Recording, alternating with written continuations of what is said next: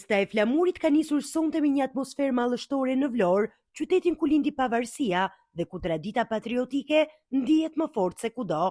Në bulevardin Ismail Qemali, 10 valltar nga treva të ndryshme shqiptare ndezën mbrëmje me ritme folklorike, kostume shumë ngjyrshe dhe valle që bashkuan simbolikisht breza, krajina dhe qytete.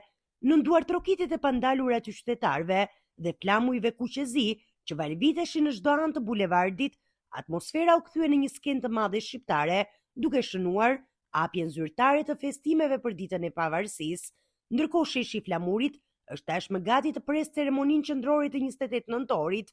Hapësira simbole historisë shqiptare është zbukuruar me flamuj kombëtar në çdo cep, ndërsa 2 flamuj gjigant janë vendosur posaçërisht për festimet në fasadën e godinës së re multifunksionale që po ndërtohet pranë sheshit.